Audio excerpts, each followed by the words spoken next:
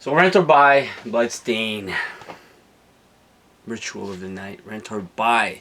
I'm glad, I want to start with this. I'm glad that game producers and game directors, ones from our childhood, survive whatever the base company decided. The Castlevania series, Konami had Mr. Koji in the grasp. I don't know what happened, what's the backstory. It's just like the creator of Metal Gear Solid went on his own and got bought by Sony, and we're getting Death Stranding.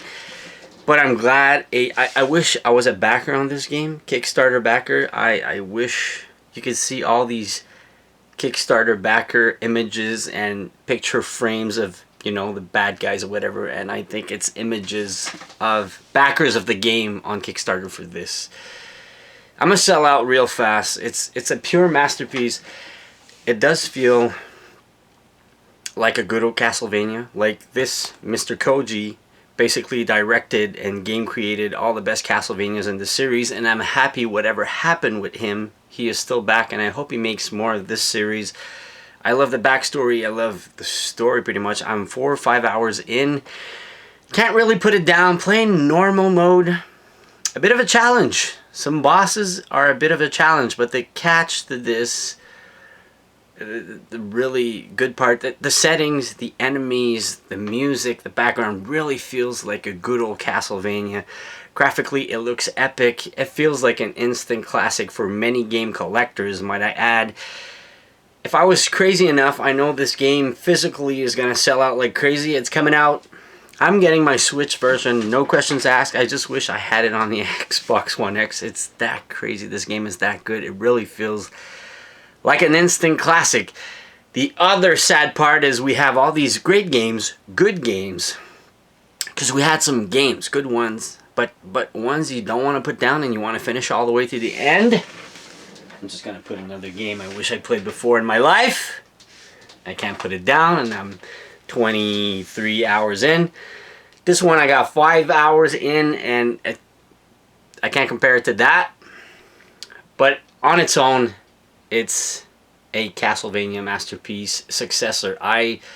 Happy the essence and the base of Castlevania is back in here, and I don't care about the Castlevania series. They can't bring it as much as this game brought it back in the gameplay and everything. Now, fighting through the levels, you can. It's quite original. It's quite original. You can craft foods, but you know, in game you craft food. Like, what's the point? Whatever. This one, you can HP up, like bring your HP gauge a little bigger. Whatever you craft really helps your character, and it stays on your character. Some of them, they last for a couple of minutes, but most of them, they help you make your character stronger. So the crafting part is really quite unique. You have a crafting weapon part. The fun part is the shards also in the game. The weapons also. You pick up different weapons, different really cool armor. I really love the armor. I love to go to the barber shop and change the color of my character. But the armor is quite unique and really kind of goofy sometimes. But I love it. Love it. The graphics, the storyline, the old nostalgia of a good Castlevania is all in here. So, gotta be a must-buy, must-own. No questions asked. And if you're a physical collector, I would suggest you guys go ahead and go try. I can't find an Xbox One version anymore, but I'm getting my Switch version, and this is gonna be must-have also on Switch. Like, there's a lot of games on Switch right now, but this one really is a step above of whatever you have left in your library. Not comparing to this, but has the same vibe, kind of. But capturing the crystals off the enemies you fight, boss battles or whatever, you know, you got the good old, oh, you can't go there, you have to fight this boss to get his power to move an object. The first actual power you get is actually funny. I'm gonna spoil it 4 hours in, or 3, maybe 2 hours in.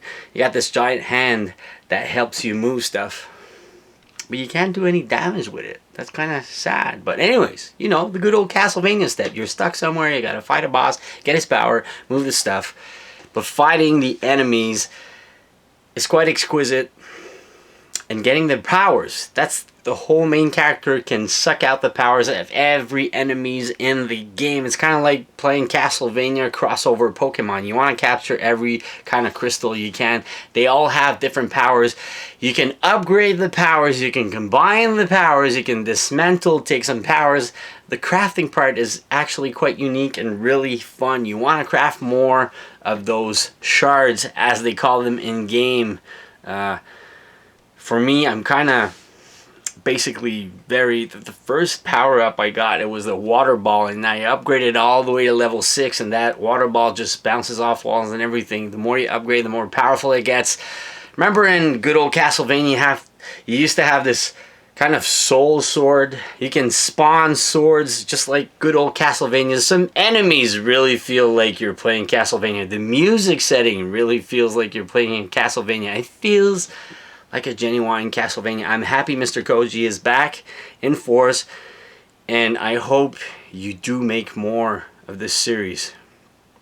Now, I don't want to compare it to the 8-bit version. It has nothing to do with it. The 8-bit version was okay, but this one, oh my gosh. What was the 8-bit version? I already forgot about it. Let's go with the, I didn't review this. It was good old classic Nintendo, kind of tough.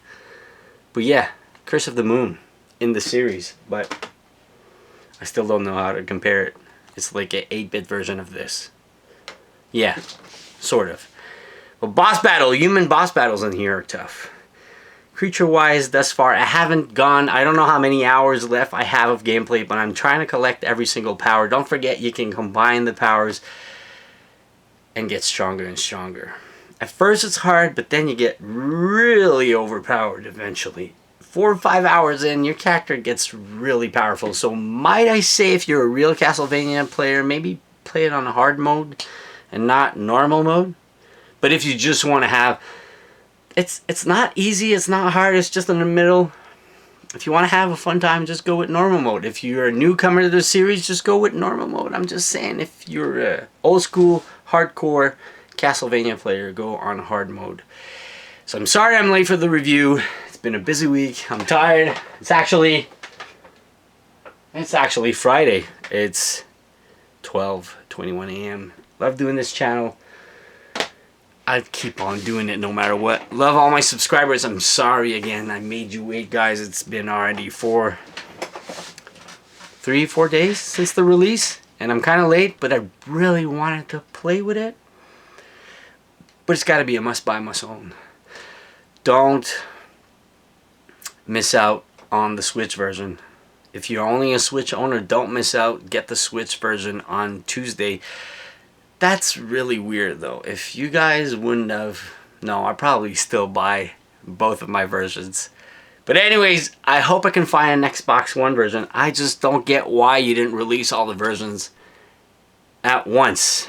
So have a good one. Have a good night. Going to bed. Love you guys as always. Send a like if you love the channel and you love this video review. It's pretty much my review and my thoughts on this really successful Bloodstained Ritual of the Night. Successful to the series. It brings honor and happiness and joy to my Castlevania needs. It's all in there. It's not Hollow Knight tough. It's Castlevania. Love you guys. Have a good night. See you tomorrow. Tomorrow is a big day. More games. More unboxings.